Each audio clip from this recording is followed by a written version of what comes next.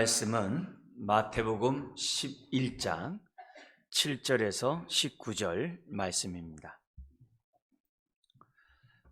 7절부터 우리 한 절씩 교도하시겠습니다. 그들이 떠나며 예수께서 무리에게 요한에 대하여 말씀하시되 너희가 무엇을 보려고 광야에 나갔더냐? 바람에 흔들리는 갈대냐? 그러면 너희가 무엇을 보려고 나갔더냐? 부드러운 옷 입은 사람이냐? 부드러운 옷을 입은 사람들은 왕궁에 있느니라. 그러면 너희가 어찌하여 나갔더냐? 선지자를 보기 위함이었더냐? 옳다, 내가 너희에게 이르노니 선지자보다 더 나은 자니라. 기록된 바 보라, 내가 내 사자를 내 앞에 보내노니 그가 내 길을 내 앞에 준비하리라 하신 것이 이 사람에 대한 말씀이니라.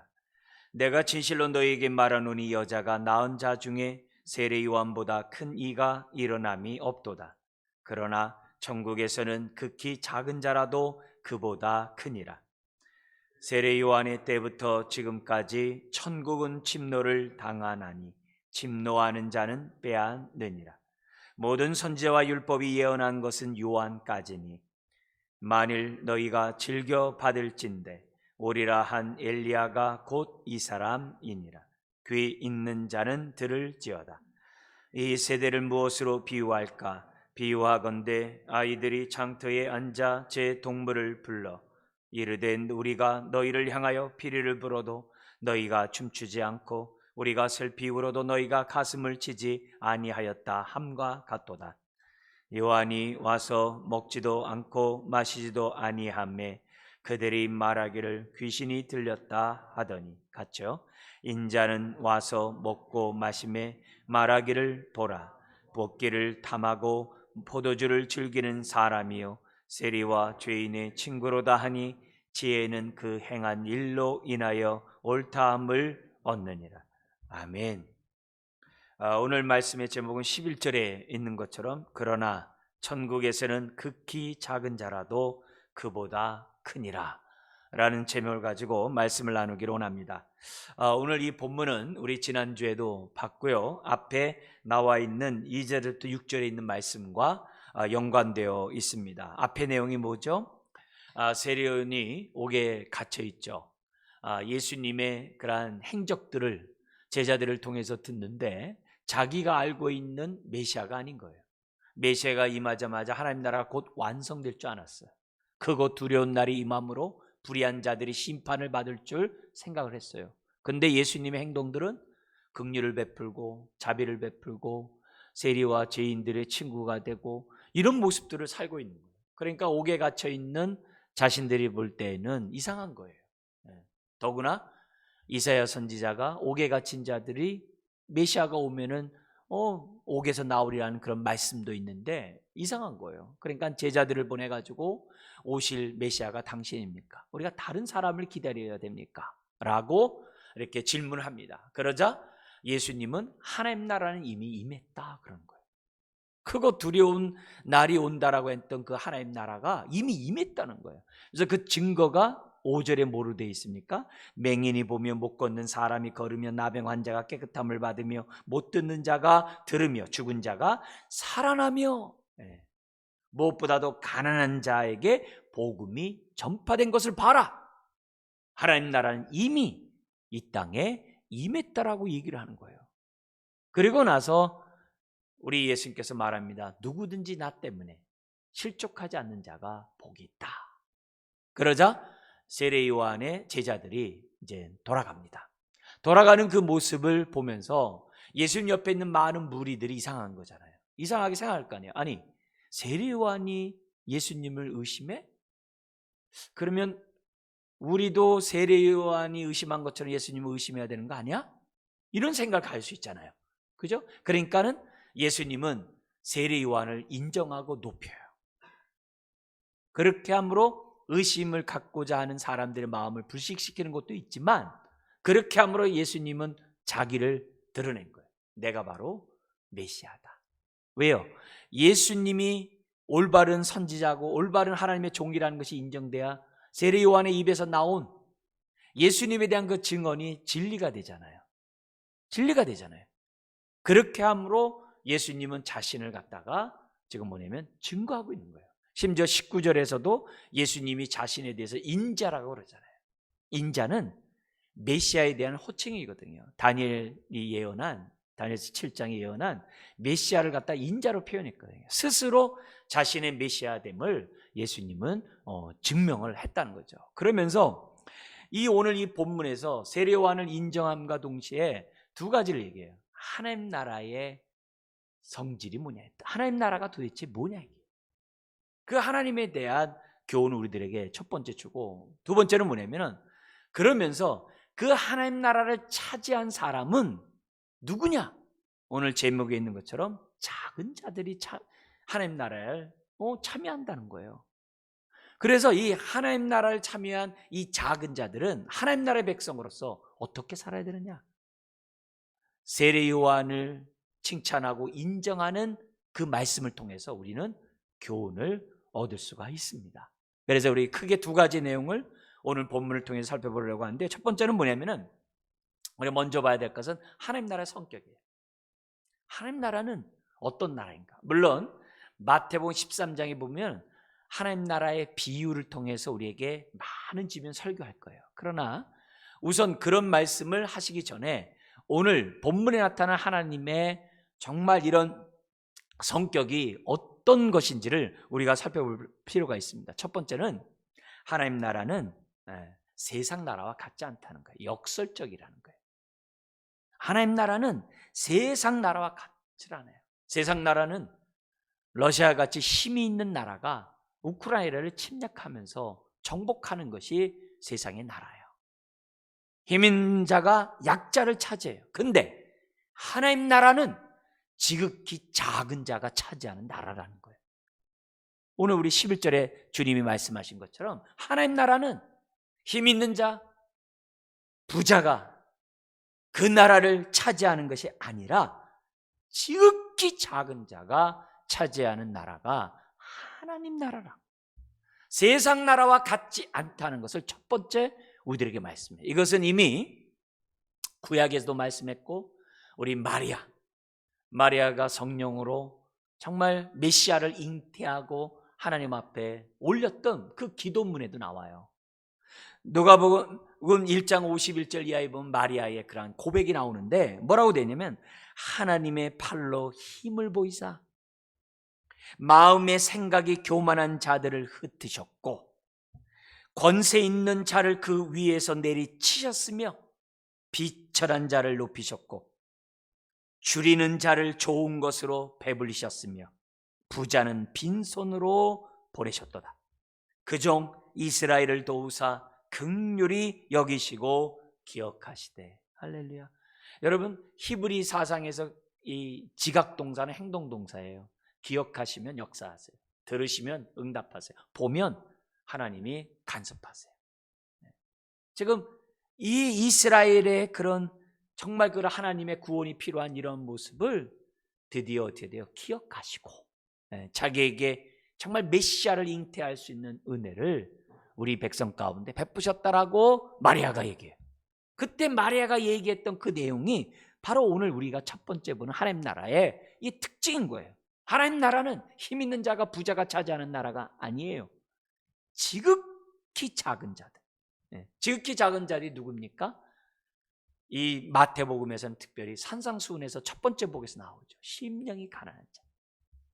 심령이 가난한 자가 지극히 작은 자들. 마태복음 10장에서 지극히 작은 자는 누구냐? 주님의 제자들처럼 보냄을 받은 자로 선교적 삶을 살아가는 그 제자들을 성경에는 작은 자라 그래요. 작은 자라고 그래요. 이런 작은 자를 갖다가 예수의 이름으로 대접하면은 하늘의 상급이 크다고 그랬잖아요. 10장에서요. 근데 이 얘기가 25장에서 또 나오잖아요. 천국 가느냐 지옥 가느냐는 작은 자에게 물을 줬느냐 안 줬느냐에 달려 있다는 거예요. 그 작은 자예요. 근데 이 작은 자는 마태복음에서 산상수훈에서도 얘기했고 우리 열천의 비유에서 얘기한 것처럼 하나님의 뜻대로 사는 자, 그가 작은 자예요. 이런 작은 자에게 지금 뭐예요? 열려있는 나라가 하늘나라라고 우리 예수님께서 우리에게 말씀해요. 우리가 암송하는 갈라디아에서 5장에 나와 있는 말씀을 얘기한다면은 예수 그리스도로 말미암아 자유함 받은 우리가 그 자유를 가지고 내가 나를 위해 허비하는 것이 아니라 다른 사람을 자유하기 위하여 내가 종됨의 삶을 살아가는 그가 작은 자예요. 어떻게 종됨의 삶을 살아요? 하나님 사랑, 이웃 사랑하듯이 이웃을 사랑하는 자. 그 자가, 하나님 말씀에 순종하는 그 자가 성경에서는, 마태복음에서는 작은 자라는 것을 우리에게 보여줘요. 바로 그런 자가 차지하는 나라예요. 유대 사회로 얘기한다면은 바리새인과 서기관과 같이 율법주의자들이 가는 나라가 아니에요. 산상수훈에 그랬잖아요. 바리새인과 서기관보다 더 나은 의의 삶을 살지 않으면 천국 못 간다. 율법주의자, 오늘날로 얘기하면 도덕군자들, 법 없어도 살고 나는 다른 사람보다도 깨끗하다고 자부하면서 스스로 자신의 노력으로, 자신의 선행으로 천국 가려고 하는 자 못 가요. 오히려 하나님의 은혜 없이는 살 수 없다고 생각하고 하나님 앞에 이 죄인을 용서해 달라고 가슴을 치고 회개하는 그런 작은 자가 가는 나라가 하나님 나라예요. 바리새인처럼 저 세리를 바라보면서 나는 저 세리와 같지 않음을 감사합니다. 저는 일주일에 2번 금식하고 구제하고 그럼 못 가요. 오히려 세리처럼 하나님을 감히 우러러 바라보지 못하면서 가슴을 치는 그 자가 그 나라에 들어갈 수가 있다는 거예요. 우리는 이 땅에 살아가면서 두 나라의 시민권을 갖죠. 대한민국과 동시에 하늘나라 시민권을 갖죠. 오늘 우리가 대한민국의 시민으로서의 그러한 의무와 그러한 권리를 다 해야 되는 것처럼 하늘나라의 시민으로서 살아가야 돼요. 우리가 그 나라에 들어가려면은 세상 나라, 대한민국의 가치관 가지고 살면 안 돼요. 하나님의 나라의 가치관을 가지고 대한민국을 살아가야 돼요. 이 땅에 하나님 나라가 이루어지도록 그런 자가 그 나라를 차지한다는 거예요. 두 번째, 하나님 나라의 성격의 두 번째는 12절에 있는 것처럼 침노를 당하는 나라예요. 강한 나라가 폭력적으로 다른 나라를 침노하는 나라가 아니라 오히려 침노를 당하는 나라예요. 침략을 당하는 나라예요. 누구에게 당해요? 작은 자에게. 작은 자에게, 그것도 뭐예요? 지극히 작은 자에게 침략을 당하는 나라가 하나님 나라예요. 그래서 세상 나라와 달라요. 12절을 보십시오. 뭐라고 되어 있어요? 세례 요한의 때부터 지금까지 천국은 침노를 당하나니 침노하는 자는 빼앗느니라. 이렇게 되어 있어요. 여러분, 그래서 우리 이 말을 그냥 하나님 나라는 침노하는 자의 것이다 이렇게만 알고 있습니다만 그 하나님 나라가 누구 때부터 시작됐다고 그랬어요? 세례 요한 때부터. 이 말이 무슨 말이에요? 구약에서는 아브라함의 은덕으로 다 천국 간다고 생각했어요. 유대인들이. 아브라함 때문에 다 천국 간다. 그 자식들은 그냥 천국 자연스럽게 간다 그랬어요. 근데 세례 요한부터 뭐라고 얘기했어요? 아니다. 그 나라는 회개하는 자가 들어간다고 그랬어요. 회개하는 자가. 니고데모도 거듭나야만 했던 거예요. 니고데모 누구예요? 바리새인이면서 유대인의 관원이에요. 요한복음 3장에 나온 니고데모. 그도 뭐예요? 거듭나지 않으면 못 가요. 근데 유대인들은 자연스럽게 자신들은 아브라함의 후손이기 때문에 간다고 생각했어요. 오늘날 얘기하면 우리 부모님이 교회 열심히 다니고 하나님 앞에 봉사했기 때문에 우리 자식들은 다 하나님 나라 자연스럽게 갈 거야. 그렇게 생각했단 말이에요. 그게 아니라는 거예요. 그게 아니라는 거예요. 하나님 나라는 회개하는 자가 들어가는 나라가 하나님의 나라예요. 근데 여기 우리 주님이 이 침노하면서 침노를 당한다, 침노하는 자는 빼앗는다 이 단어가 이 침노라는 단어가 우리는 부정적인 의미잖아요. 그죠? 부정적인 개념이잖아요. 힘 있는 자가 이렇게 다른 나라를 침략하는 그런 의미잖아요. 근데 같은 병행 구절 누가복음 16장 16절에 보면 긍정적으로 돼 있어요. 한번 읽어드릴게요. 율법과 선지자는 요한의 때까지요. 지금 같은 사건들을 기록한 거예요. 그 후부터는 하나님 나라의 복음이 전파되어 사람마다 그리로 침입하느니라. 이렇게 침입으로 번역을 했어요. 여긴 침노, 여긴 침입. 근데 이 침입한다는 단어가 헬라어나 히브리어나 어떤 의미냐면요, 터져 나온다. 터져 나온다는 단어예요. 그리고 히브리어는 뭐냐면 갑자기 일어서다, 이런 단어예요.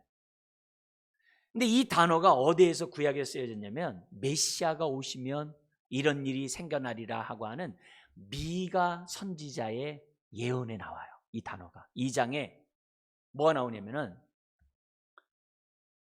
양을 갖다가 밤에 우리에다 집어넣잖아요. 그러면 그 좁은 곳에 우리 안에 양들이 가득 들어 있잖아요. 그럼 아침이 되면 어떻게 해야 돼요? 밥을 먹어야 되잖아요. 그러면은 양의 문을 갖다 탁 열어놓으면은 답답한 데서 밤새 있던 양들이 바깥으로 탁 뛰쳐나가가지고 이 푸른 초원으로 달려가가지고 음식을 먹는단 말이에요. 밥을 먹는단 말이에요. 풀을 먹는단 말이에요. 그때 이렇게 팍 터져나온 단어가 이 단어예요. 그러면 이 얘기가 오늘 여기서 우리들에게 보여주는 게 뭐예요? 하나님 나라는 정말 양들이 이렇게 팍 터져서 꼴을 먹고자 양의 정말 풀로 향해 뛰쳐나가는 것처럼 예수 그리스도의 말씀을 듣고 아멘하고 세례 요한의 말씀을 듣고 아멘하고 회개하고 믿음을 가지고 하나님 나라에 들어오고자 뛰쳐나오는 누구요? 모든 가난한 자들, 심령이 가난한 자들, 여기서 말하면 19절에 얘기하면 세리와 죄인이라 할지라도 그 은혜에 아멘으로 받고 믿음으로 주님 앞에 달려나오는 모든 자들, 이런 자들이 차지하는 나라가 바로 뭐예요? 하나님 나라예요. 그래서 하나님 나라는 침략당하는, 약탈을 당하는, 그래서 예수 안에 있는 부유함을 마음껏 누리는 그런 나라가 바로 하나님의 나라라는 거죠. 율법을 지킴으로 의롭다함 받을 수 있다라고 생각하는 사람, 선행을 통해서 구원받을 수 있다고 생각하는 사람은 갈 수 없는 그런 나라입니다. 그런 나라예요. 그래서 오늘 우리들이 신앙생활하면서 은혜를 아는 것이 중요해요. 은혜 없이는 하늘나라에 갈 수 없구나. 나는 하나님의 죄인이구나. 정말 하나님의 은혜 없이는 나는 하나님만 나라에 갈 수가 없구나. 웬 은혜인가, 웬 축복인가, 나에게 이런 죄사함의 기쁨과 정말 은혜 없이 정말 나아갈 수 없는 나에게 이런 은혜를 주셔서 하나님 앞에, 보좌 앞에 담대히 나아갈 수 있는 축복을 주시니 감사하다. 그런 자가 차지하는 나라가 바로 하나님의 나라인 거예요. 그래서 하나님의 은혜예요. 근데 이런 나라에 대해서 믿음으로 반응하지 않고 복음을 거절하고 세례 요한의 말에 따라 회개도 하지 아니하고 예수님의 말씀에 따라서 아멘하지도 않고 정말 거절한다면, 예수님도 그랬잖아요. 나는 의인이지 죄인이 아니다. 나는 건강해서 의원이 의사가 필요 없다.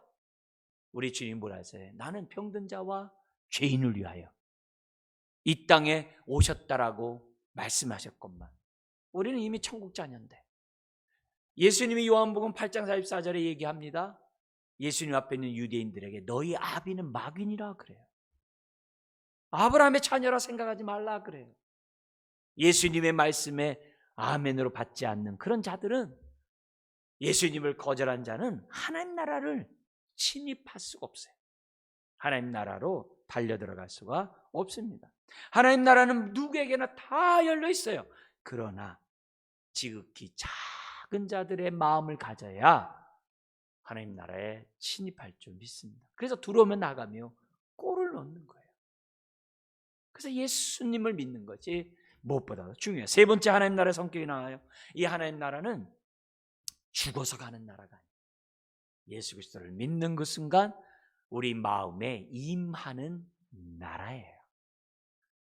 그 나라는 예수님이 이 땅에 오심으로 임했고 주님의 재림 때 완성되는 나라예요. 이건 지난주에도 말씀드렸던 얘기예요. 얼마나 중요한지 몰라요. 이미 임했고 나중에 주님의 재림과 함께 완성되는 나라입니다. 누가복음 17장 20절 이하에 보면은 바리새인이 예수님에게 질문합니다.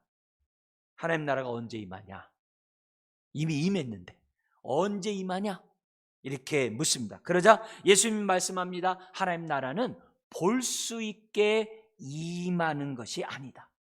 눈에 보이는 그런 육적인 나라가 아니라는 거예요. 로마에서 압제했던 이스라엘이 독립을 하고 로마를 다시 통제하는, 그렇게 사람만 제도만 바뀌는 게 그게 하나님 나라가 아니라는 거예요. 거기는 유대인이나 이방인이나 로마인이나 유대인이나 이방인 할 것 없이 다 하나 되는 나라지, 역전되는 그런 나라가 아니라, 혁명과 같은 나라가 아니라는 거예요. 그래서 뭐라고 그러냐면은 또 여기 있다 저기 있다고도 못하리니 하나님 나라는 너희 안에 있느니라. 우리 마음에 있다라고 예수님 말씀해요. 그러면서 이 마음이 어떤 마음이겠어요? 그게 가난한 마음이죠. 심령이 가난한 자. 다른 게 아니죠. 은혜 없이는 살 수 없다라고. 정말 그러한 겸비한 마음이 바로 어떻게 돼요? 하나님 나라가 임하는 마음인 거죠. 마음인 거죠. 그러면서 로마서 14장 17절에 부연적으로 하나님 나라를 설명한 게 있어요. 뭐냐? 하나님 나라를 먹고 마시는 것이 아니요, 먹고 마시는 그런 게 아니요, 오직 성령 안에 있는 의와 평강과 희락. 의가 뭐예요? 하나님과의 관계가 올바로 형성됐다는, 옛날엔 깨어진 관계였고 하나님과 아무런 관계가 없던 우리였던데, 우리가 어떻게 돼요? 예수 그리스도로 말미암아 하나님과 우리의 관계가 회복된 거예요. 새롭게 된 거예요. 그래서 하나님을 우리 아버지라 불러요. 예수님을 나의 주님 구세주라고 불러요. 관계가 회복된 거예요. 이런 자에게 뭐가 임해요? 샬롬, 평강이 임하는 거예요. 하나님 나라가 임하는 거예요. 이런 자가 어떻게 돼요? 삶 속에서 비록 고난이 있고 힘들고 십장과 같이 핍박이 있고 십장과 같이 어려운 삶이 있다 할지라도 기쁨이 넘치리라. 왜? 아무도 빼앗아갈 수 없는 하나님 나라가 우리 안에 있으니까. 그래서 의와 평강과 희락이라고 성경은 우리들에게 말씀하고 있어요. 그렇기 때문에 우리가 외적인 것 때문에 우리들이 휘둘릴 것이 아니라 항상 내 안에 계시는 하나님을, 우리가 하나님 나라를 바라보고 내 안에 있는 하나님 나라가 온전히 임하도록 우리가 어떻게 돼요? 하나님과 올바른 관계를 맺고 예수님의 주되심을 분명히 하는 가운데 순종하면서 우리의 마음이 옥토바스로 만드는 거죠. 그게 사실 우리가 신앙훈련, 집중훈련을 하는 이유잖아요. 그래서 우리 마음이 하나님 나라가 온전히 임하도록, 그래서 내 안에 어둠들이 다 떠나가게 달라고, 우리가 질병을 놓고 기도할 때에도 내 안에 하나님 나라가 온전히 임하게 달라고 기도하면서 우리 질병을 치유해 달라고 기도해야죠. 우환이 떠나가게 달라고, 우리의 고통들이, 어둠들이 떠나게 달라고 기도해야 되는 거죠. 하나님 나라의 이런 특징들을 우리들이 잘 기억하고, 나 같은 자가 들어가고 나 같은 자에게 침략을 당하고 나 같은 자에게 하나님 나라가 정말 이 마음에 임하게 되는 이런 축복이 얼마나 소중하네. 그걸 오늘 이 본문을 통해서 우리들이 알 수 있어요. 그러면 그 나라에 들어온 사람들은 어떻게 살아야 되는가? 하나님 나라가 그 안에 임한, 또 하나님 나라에 침노한 그런 사람들은 어떻게 살아야 되느냐? 오늘 주제와 얘기한다면 지극히 작은 자들은 어떤 삶을 살아야 되는가? 지극히 작은 자들, 하나님 나라를 정말 소유한 그 작은 자들은 어떻게 살아야? 세례 요한을 칭찬하고 인정하는 주님의 말씀에서 우리가 교훈을 얻고자 합니다. 첫 번째는 7절에서 9절에 지금 자기 옆에 있는 무리들에게, 세례 요한에 대해서 의심할 수 있는 그런 사람들에게 지금 뭐냐면 다시금 정말 질문을 합니다. 뭐라고 질문하냐면 7절에 너희가 무엇을 보려고 광야에 나갔냐? 바람에 흔들리는 갈대를 보러 나갔냐? 그건 아니지 않냐? 너희들이 광야에 나간 것은 하나님의 말씀, 세례 요한의 입에서 나오는 하나님의 말씀을 듣고자 나간 것이 아니냐. 그 당시 세례 요한을 통해서 유다 사람들은요 하나님을 봤어요. 말라기 선지자 이후로 400년 동안 침묵하셨던 하나님이 드디어 세례 요한을 통해서 말씀하시는 그걸 통해서 그들은 위로를 받았어요. 그들은 소망을 가졌어요. 하나님이 드디어 우리를 찾아오셨구나. 그래서 세례 요한의 입에서 나오는 그 회개하라는 그 말씀 앞에 그들은 순종하고, 그들은 뭐예요? 세례를 받고자 세례 요한에게 나왔던 거거든요. 영광을 봐야 회개하죠. 우리같이 교만한 인간들이 어떻게 함부로 아무나 회개를 합니까? 아니죠. 하나님의 임재를 보지 않고 회개를 안 하잖아요. 살아계신 하나님을 만나기 전까지는 안 하잖아요. 근데 그들이 하나님을 우리가 만났던 거예요. 드디어 하나님이 우리를 찾아오셨구나. 마리아를 기억하셨듯이 우리를 기억하시고 찾아오셨구나. 그러니까 도끼가 나무 뿔에 놓였다라는 그 말에 회개하고 세례요한에게 나왔던 거죠. 두 번째 질문도 그래요. 그러면 너희가 무엇을 보려고 나갔더냐? 부드러운 옷 입은 사람이냐? 부드러운 옷 입을 사람들은 왕궁에 있지 않느냐? 당연히 아니라고 그러죠. 세례 요한은 약대 털옷을 입었어요. 약대 털옷. 광야에서 생활하는데 필요한 그 옷을, 약대 털옷을 입었을 뿐이에요. 그리고 그가 먹는 음식이 메뚜기와 석청이에요. 석청을 갖다 노얄젤리라 가지고서 막 얘기하면 안 돼요. 그게 뭐라 그랬어요? 그 석청이? 무화과 나무가 돌 사이에 떨어진 것들은 주인이나 사람들이 안 가져가요. 돌 사이에 있는 거 누가 그 떠서서 하겠어요. 근데 그것이 오래되다 보면은 아주 꿀처럼 돼요. 가난한 사람들이 돌 사이에 빠진 것들을 들어다가 그 먹으면서 살았다고. 그 당시 사람들이. 그게 석청이에요. 그러니까 그런 무화과 나무 열매 그거 그 안에서 발효되고 했던 그것을 갖다가 먹으면서 그는 어떻게 돼요? 광야에서 살았던 사람이 바로 세례 요한. 그런 옷 입은 사람을 이스라엘 사람들이 왜 찾으러 갔겠어요? 화려한 옷 아니지 않냐 이게. 말씀을 들으려고 너희들이 간 거 아니냐 이게. 그러면서 세 번째 질문합니다. 그러면 너희가 어찌하여 나갔느냐? 선지자를 보기 위함이 아니었더냐? 맞죠? 옳다. 내가 너희에게 이르노니 선지자보다 더 나은 자니라. 옳다. 그러면서 그 무리들의 마음을 갖다가 지금 진정시켜요. 여기서 우리가 얻어야 될 교훈이 이겁니다. 첫 번째 교훈은 광야에서 외쳤던 그런 세례 요한처럼 저와 여러분들은 말씀에 굳건히 서야 돼요. 다른 말로 하면은 본질을 추구해야 돼요. 영적인 사람이 저와 여러분들이 돼야만 해요. 오늘 우리가 예배를 드려 교회에 왔어요. 오늘 내 마음이 어디에 끌리고 있나요? 외적인 그런 갈대입니까? 아니면 사람의 외모에, 옷에 내 관심이 가 있습니까?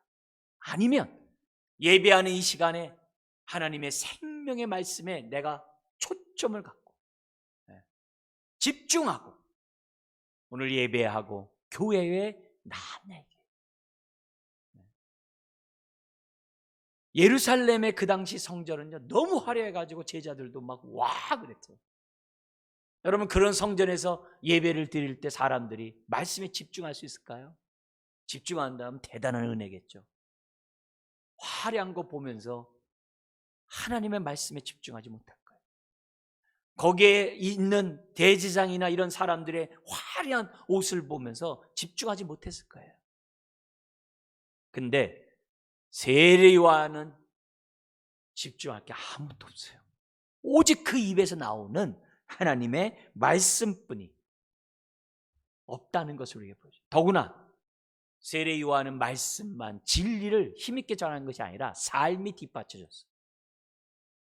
그는 약대 털옷을 입고 메뚜기와 석청을 먹으면서 광야에서 살음으로 그는 말씀대로 살았던 사람이 바로 뭐예요? 세례 요한이에요. 그래서 백성들이 하늘로부터 왔다는 것을 다들 믿었던 그런 사람이 바로 세례 요한이에요. 그래서 여기서 우리가 첫 번째 교훈은 지극히 작은 자들은 진리의 말씀을 듣는데 집중합니다. 우리 40의 신앙 훈련들이 다 이 집중을 해요. 또한 내 삶이 하나님의 말씀과 일치하는 그런 영적인 삶을 추구하고자 합니다. 이것이 지극히 작은 자들의 첫 번째 오늘 말씀을 통해 우리들이 듣고자 하는 교훈인 거예요. 그래서 우리는 바른 진리 가운데 서야 돼요. 말씀의 터 위에 깊게 뿌리를 내리고 세움을 입고 감사가 넘쳐나는 저와 여러분들이 되어야 돼요. 두 번째 교훈은 10절에서 14절에서 찾을 수가 있습니다. 초림을 준비했던 세례 요한처럼 재림을 준비하는 저와 여러분들이 돼야만 한다는 거죠. 10절에 예수님은 세례 요한을 이렇게 얘기합니다. 같이 한번 10절 읽어볼까요? 기록된 바 보라 내가 내 사자를 내 앞에 보내노니 그가 내 길을 내 앞에 준비하리라 하신 것이 이 사람에 대한 말씀입니다. 여러분, 이 말씀은 말라기 선지자가 썼던 말라기 3장 1절 말씀이에요. 말라기 선지자가 했던 이 예언의 말씀, 메시아가 오기 전에 한 사자를 보내겠다는 거예요. 근데 이 사자가 바로 세례 요한이라고 예수님 말씀. 이렇게 함으로 뭐예요?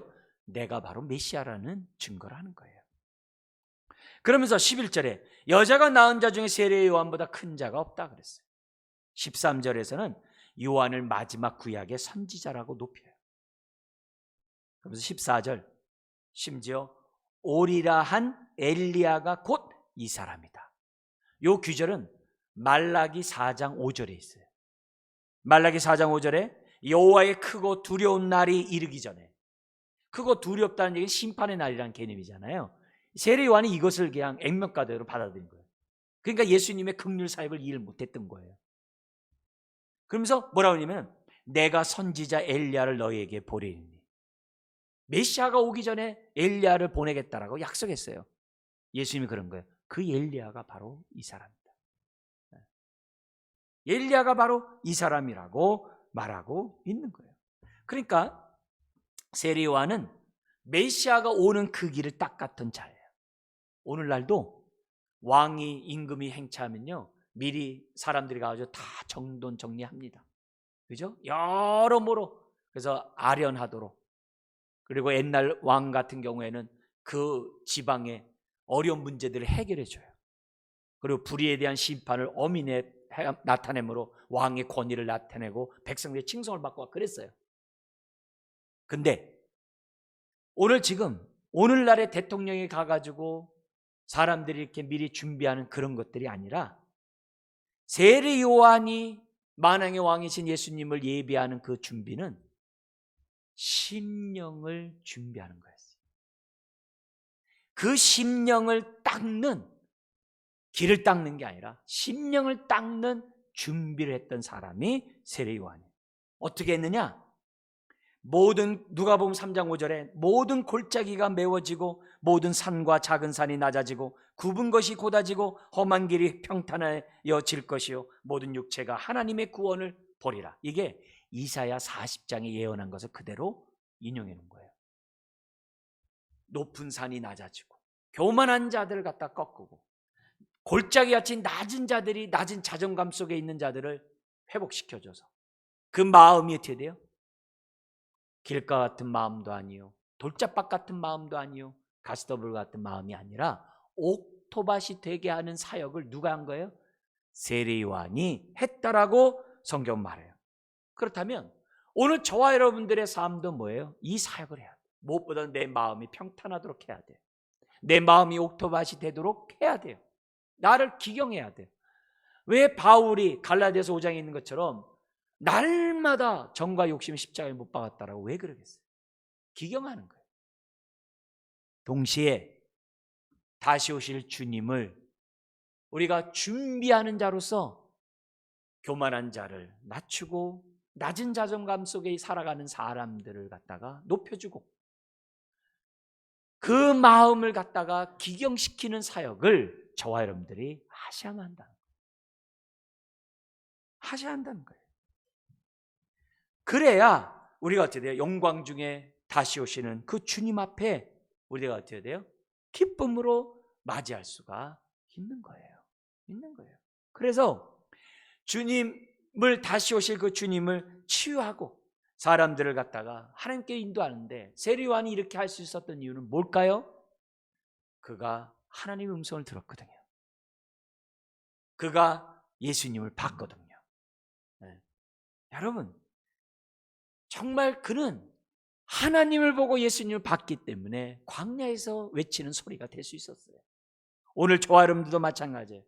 재림 때 착하고 충성된 종이 될 수 있는 방법은 하나님을 배우는 거예요.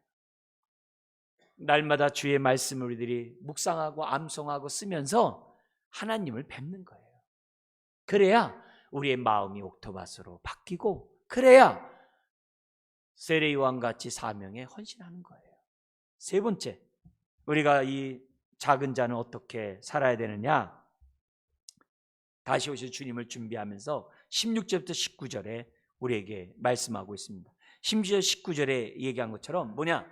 보냄을 받은 자로서 하나님의 뜻대로 살았던 세례 요한처럼 보냄을 받은 자로서 저와 여러분들이 하나님의 뜻대로 살자는 거예요.